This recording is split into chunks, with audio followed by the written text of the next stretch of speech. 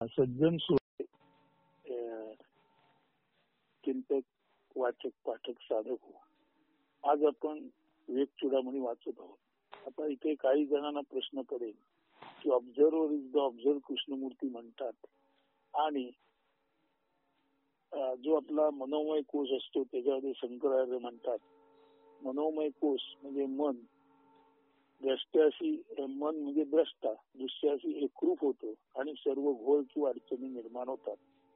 तर observer is the observe म्हणजे मन दृश्याशी एकरूप झाल्यानंतर, मन द्रष्टा म्हणून दृश्याशी एकरूप झाल्यानंतर होणारे गोंधळ, असा काही जणांना अर्थ वाटेल. परंतु इथे नीट त्यातला सूक्ष्म फरक लक्षात घ्या. ऑब्झर्वर इज द ऑब्झर्व हे जरूर खरं आहे, परंतु ऑब्झर्वर हा दूरवरून निरीक्षण करणार आहे आणि ऑब्झर्व हे त्याच्या पुढे पसरलेला आहे. आता ऑब्झर्वर जेव्हा नीट निरीक्षण करतो तेव्हा तो अत्यंत तटस्थ साक्षीत्वात असेल, तर साक्षीत्वात असणाऱ्याला जग सुद्धा तसंच तटस्थ अविचल दिसेल. म्हणजे याचा अर्थ असा आहे, जगात घटना अनेक घडत आहेत, पक्षी गाणी गात आहेत, पण ऑब्झर्वर इतका तटस्थ आहे की हा जो ऑब्झर्वर तटस्थ आहे त्यामुळे समोर गाणी गाणारे पक्षी असोत, सार्वजनिक विहिरीच्या पाणवठ्यावर भांडणाऱ्या बायका असोत किंवा दंगा करणारी माणसं असोत, खेळणारे पशु पक्षी असोत, बागडणाऱ्या सर्व मुलं मुली असोत किंवा जे काही समोर आहे ते सर्व असो, ऑब्झर्वर जेव्हा अत्यंत तटस्थ असतो तेव्हा समोर चाललेला संपूर्ण क्रियाकलाप, जरी तो हलता बोलता डुलता भांडणारा ओरडणारा आनंदाने ज्याला आपण म्हणतो आनंदाने हर्षोत्फुल्लतेने नाचणारा बागडणारा असला तरी हे संपूर्ण फिरणारं दृश्य अशा तटस्थ असलेल्या ऑब्झर्वरला बिलकुल मोहित करत नाही.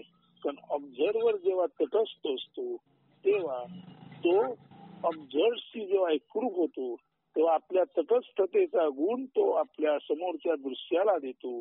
आणि जेव्हा ऑब्झर्वर तटस्थ असतो तेव्हा जे ऑब्झर्वड आहे तेही तटस्थ होतं, असा त्याचा अर्थ आहे. ऑब्झर्वर इज द ऑब्झर्व या तत्वाला नीट समजून घ्या. पाहणाऱ्याने स्वतःकडे मन नव्हे अमन म्हणजे परम शांत साक्षीत्वात असलेला अशी स्थिती ज्याला प्राप्त झाली असा ऑब्झर्वर जो असतो तो समोरचा आणि तो एक असतो. म्हणजे पाहणारा तटस्थ साक्षी असेल तर समोर हलणारी डुलणारी वेगवेगळ्या क्रियाकलापात गुंतलेली संपूर्ण जी दृश्य आहेत ती हलून क्रियाकलापात गुंतून सुद्धा ऑब्झर्वरच्या तटस्थपणाचा त्याच्यावर असा परिणाम होतो की सूर्याभोवती फिरणारी पृथ्वी सुद्धा द्रष्ट्या मुनीला अत्यंत तटस्थतेने दिसते. तो तटस्थ त्यामुळे समोरचं सर्व तटस्थ, तो साक्षी तसं सर्व साक्षी. एक साक्षी दुसऱ्या साक्षीकडे तसं पाहतो जणू काही जो दुसरा साक्षी म्हणजे द दॅट आहे आणि पाहणारा सुद्धा इथे बसलेला तटस्थ साक्षी असल्यामुळे तो द दॅट आणि पाहणारा सुद्धा द दॅट अशी ज्याला होलिस्टिक स्थिती म्हणतात त्याला ऑब्झर्वर इज द ऑब्झर्व असं कृष्णमूर्तीला म्हणायचं आहे. म्हणजे ज्याने खऱ्या अर्थाने मनोनाश केला आणि जो अमन झाला म्हणून नेहमी शांत दक्षतेत जर ऑब्झर्वर असेल तर, म्हणजे if observer is active but quite, मनाच्या पातळीला जर ऑब्झर्वर शांत असेल परमशांत असेल तर समोर चालणारी दृश्य कितीही विचलित करणारी असोत त्या विचलिततेचा परिणाम ऑब्झर्वरवर होत नाही आणि तटस्थ ऑब्झर्वर समोरच्या सर्व गोष्टी तटस्थतेने पाहतो. जणू काही परमेश्वराकडे पाहणारा द दॅट पाहणारा हा स्वतःच द दॅट आहे. हा ऑब्झर्वर इज द ऑब्झर्वरचा खरा आशय आहे. म्हणून काही ठिकाणी कृष्णमूर्तीने ऑब्झर्वर इज द ऑब्झर्व म्हणताना म्हटलेलं आहे, but it depends on the capacity of the observer. म्हणजे ऑब्झर्वर जर चलित असेल तर समोरची चलिततेत तो एकरूप होतो. ऑब्झर्वर जर विषयात गुंतलेला असेल तर तो विषयाशी गुंतला जातो आणि ऑब्झर्वर जर निर्विषय असेल तर असा हा निर्विषयी निरपेक्ष तटस्थ साक्षी समोरच्या सर्व दृश्याला तटस्थतेने साक्षीत्वाने तसं पाहतो जणू काही आपलीच तटस्थता समोर प्रतिबिंबित झाले आणि उलट्या बाजूने समोरची तटस्थता आपल्यामध्ये प्रतिबिंबित झालेली आहे. आरशासमोर आपण असणे आणि आपल्या समोर आरसा असणे अशी ही एक तऱ्हेची ऑब्झर्वर इज द ऑब्झर्व तटस्थता आहे, साक्षीत्व आहे. हीच ती शांतरक्षता आहे.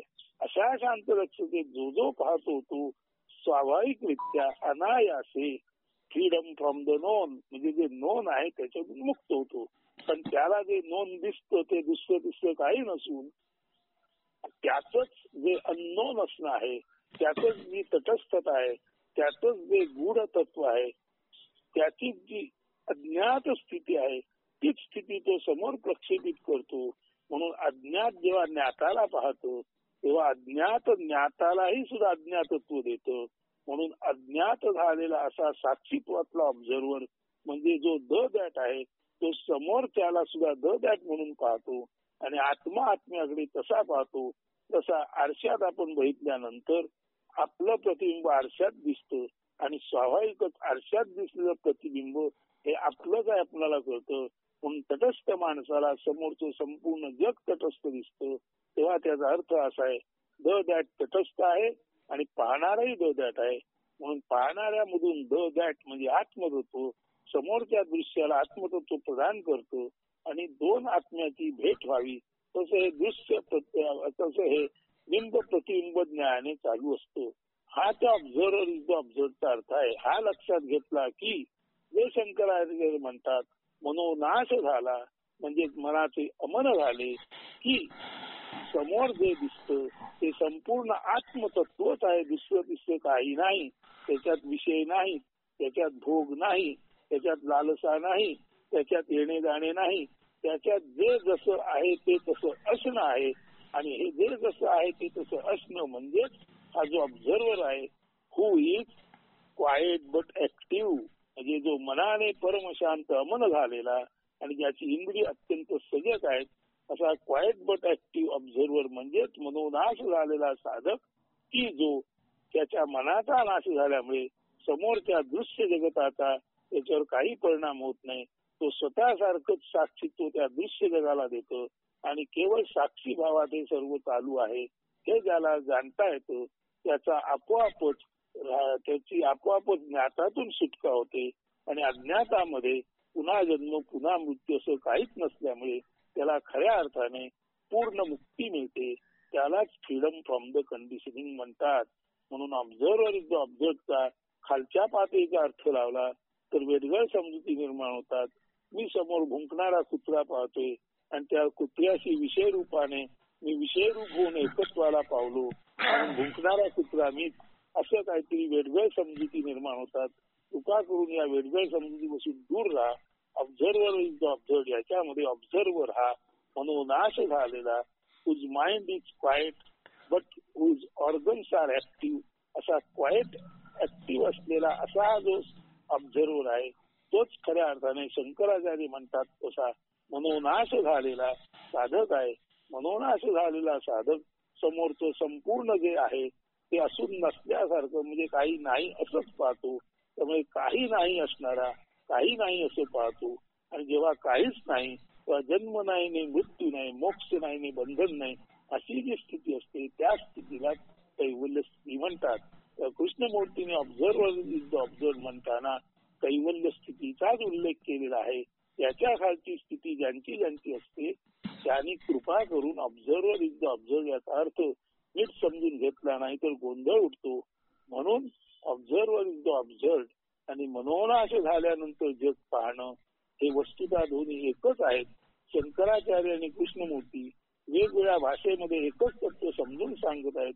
कृपा करून आपण सर्वांनी याचा नीट बोध घ्यावा आणि काही प्रश्न विचारताना कृष्णमूर्ती असे म्हणतात शंकराचार्य तसे म्हणतात तर हे जे आता उद्बोधन दिलेलं आहे त्याचं चिंतन करावं म्हणजे प्रश्न निर्माण होता होता ते कसे सुटतात त्याचा बोध आपल्याला प्राप्त होईल. अस्तु.